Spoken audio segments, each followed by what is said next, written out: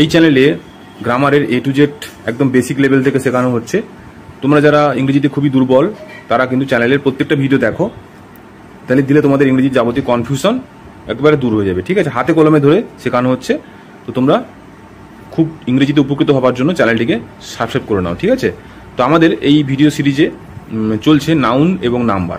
ঠিক আছে, ডিপি ভট্টাচার্যের বই থেকে গ্রামারটা করানো হচ্ছে, ডিটেলস ভালোভাবে করানো হচ্ছে। তো তোমরা প্রতিটি ভিডিও দেখো। ঠিক আছে, তো আমাদের যেটা চলছিল নাউন এবং নাম্বার, আজকে তার পরবর্তী ভিডিও নিয়ে আমরা হাজির হয়েছি। দেখো এই ভিডিওতে আগের রুলসগুলো তোমরা দেখেছো, তারপর থেকে আমরা শুরু করব যে কোন কোন রুলসে কি কি বসে। ঠিক আছে, তো দেখার জন্য কয়েকটা এক্সাম্পল আমরা দেখি। বলছে দেখো, স্টুডিও হচ্ছে একটা নাউন। যখন আমরা প্লুরাল করছি, সিঙ্গুলার মানে এক বচন, অর্থাৎ 1 টাকা বোঝায়। তো যখন আমরা প্লুরাল ফর্ম করছি, অর্থাৎ একের বেশি বোঝাতে চাইছি, তখন কিন্তু আমরা লাগাচ্ছি এস। ঠিক আছে, তাহলে স্টুডিওস।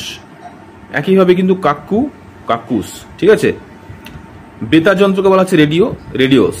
ঠিক আছে, বাঁশকে বলা হচ্ছে বাম্বু, এখানে বাম্বুস। তাহলে দেখো সবগুলো এস লেগেছে। রুলসটা পড়া যাক। বলছে যে নাউনগুলি WO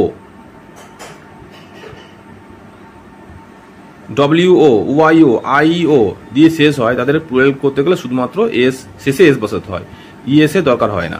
তবে এক্ষেত্রে শেষ অক্ষরটির আগে ভাওয়েল বা সেমি ভাওয়েল থাকে। তাহলে কি শিখলে? এই সমস্ত যে নাউনগুলো দেখতে পাচ্ছি, সেগুলোর শেষে যদি সেই শেষ, অর্থাৎ এই সমস্ত শেষে, হ্যাঁ, সিঙ্গুলার শেষে যদি আমাদের OWO YO IO থাকে, তাহলে সেক্ষেত্রে আমরা কিন্তু প্লুরাল করার সময় শুধুমাত্র এস লাগাবো। ঠিক আছে, আশা করি বুঝতে পারলে।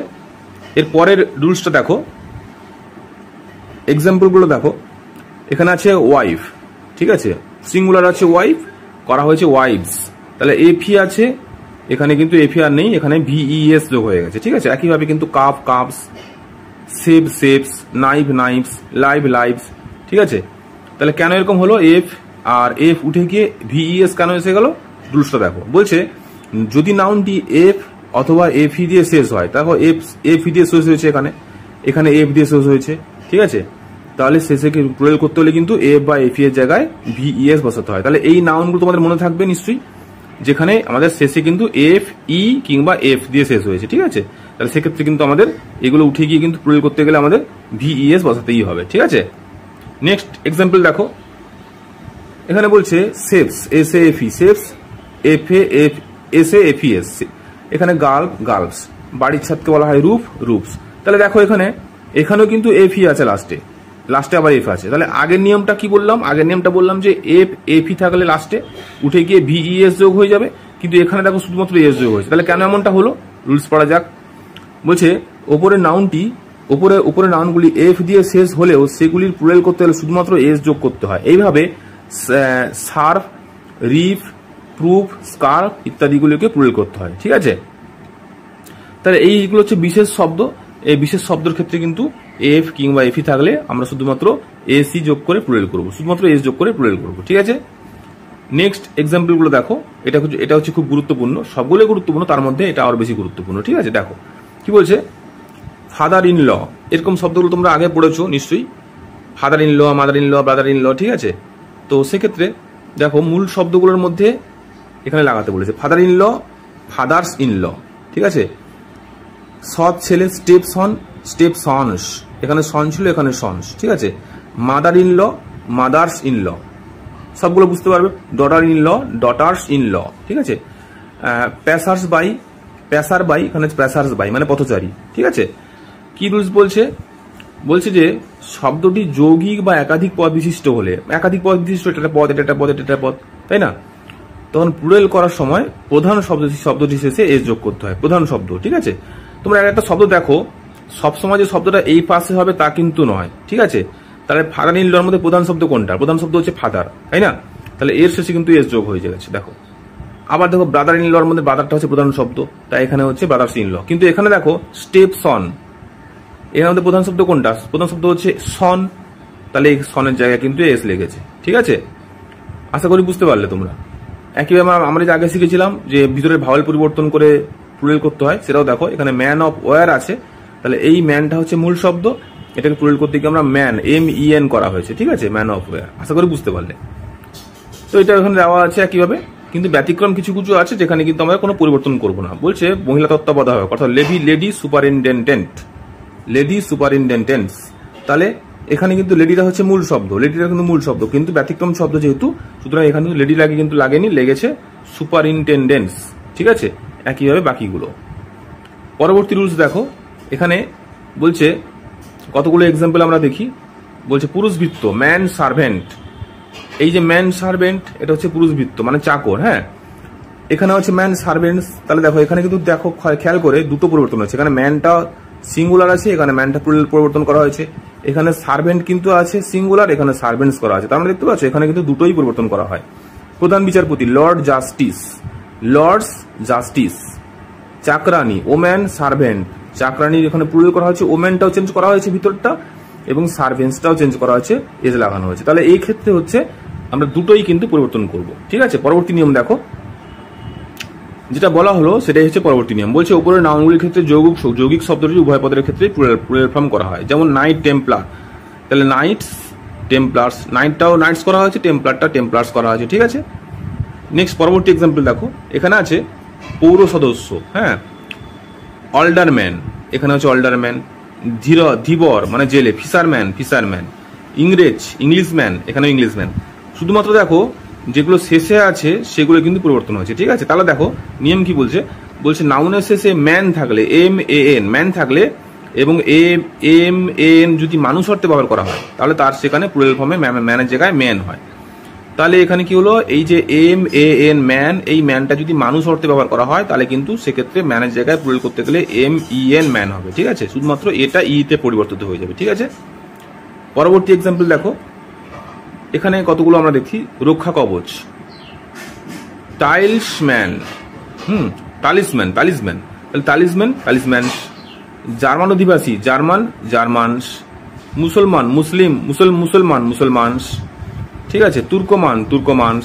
তাহলে কি দেখতে পাচ্ছি, এখানে জাতির কথা বলা হয়েছে। ঠিক আছে, তাহলে শেষে ম্যান শব্দটি মানুষ না বুঝিয়ে সমস্ত অংশরূপে ব্যবহার করা, সমস্ত শব্দটির অংশরূপে ব্যবহার করা, তাহলে শুধুমাত্র এজ যোগ করে প্লুরাল করা হয়। তাহলে এখানেও কিন্তু ম্যান আছে, আগেরটাও ম্যান ছিল, তাহলে আগেরটা কিন্তু মানুষ অর্থে ব্যবহার করা হয়েছে, এখানে কিন্তু এই পুরো শব্দটার একটা মানে বোঝাচ্ছে, অর্থাৎ জাতি। হ্যাঁ, অধিবাসী, কোথাকার কোথাকার। তাহলে সেক্ষেত্রে কিন্তু আমরা এজ লাগাবো, ভিতরে কিন্তু ভাবলে আমরা পরিবর্তন করবো না। ঠিক আছে, নেক্সট এক্সাম্পল দেখো, বলছে যে ফরগেট মি নট একটি ফুলের নাম।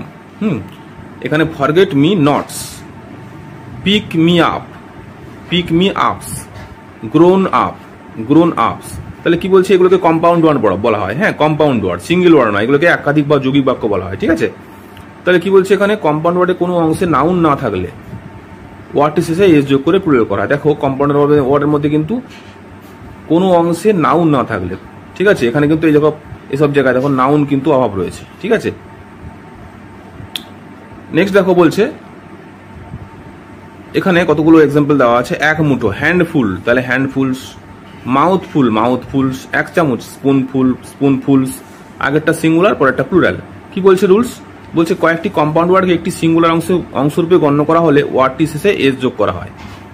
তাহলে এই যে কম্পাউন্ড ওয়ার্ড কিন্তু এটাও, হ্যাঁ, কিন্তু এটাকে সিঙ্গুলার ফর্মে ব্যবহার করা হয়েছে, এটা কিন্তু প্লুরাল ফর্মে ব্যবহার করি আমরা, এটাকে কিন্তু সিঙ্গুলার ফর্মে ব্যবহার করছি, সেই জন্য কিন্তু এখানে আমরা এস লাগাচ্ছি, লাস্টে এস যোগ করা হয়েছে। ঠিক আছে, পরবর্তী রুলস দেখো, এখানে বলছে যে সাপের খোলস, স্লাফ, হাস্য, লাফ।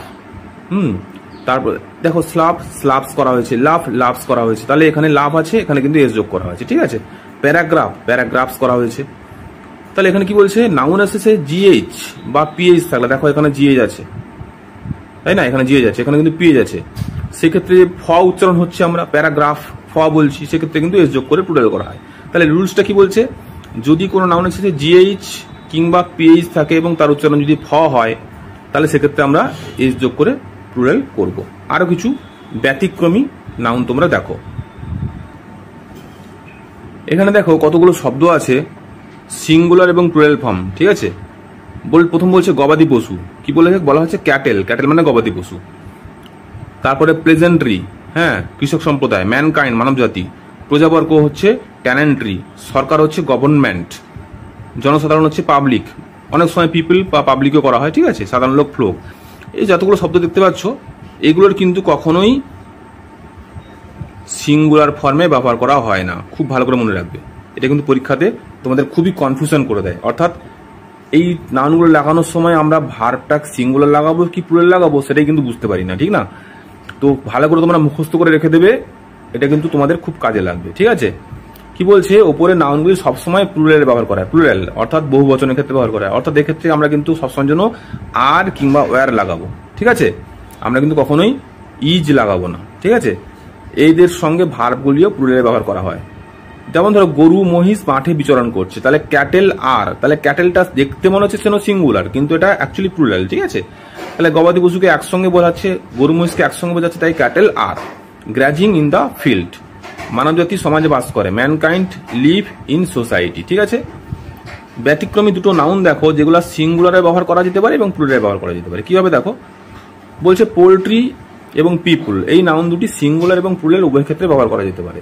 পোল্ট্রি মানে হাঁস মুরগি, তাহলে হাঁস মুরগিকে যখন আমরা হাঁস মুরগি অর্থে বোঝাচ্ছি তখন আমরা কিন্তু ব্যবহার করবো বহু বচনে অর্থাৎ প্লুরাল ফর্মে ব্যবহার করবো, ঠিক আছে? কিন্তু যখন খাদ্য হিসেবে ব্যবহার করবো তখন কিন্তু সেটা হবে সিঙ্গুলার। অর্থাৎ আমরা বলি না পোল্ট্রি খেতে ইচ্ছা করছে বা পোল্ট্রি খাই আমরা, কিংবা পোল্ট্রির দাম বেড়ে গেছে। পোল্ট্রি মানে কি, হাঁস মুরগির মাংসকে বোঝানো হচ্ছে, তাহলে খাদ্যকে বোঝানো হচ্ছে, তাহলে সেক্ষেত্রে কিন্তু আমরা সিঙ্গুলার ফর্মে ব্যবহার করবো এবং সেখানে ভার্ব হবে সিঙ্গুলার।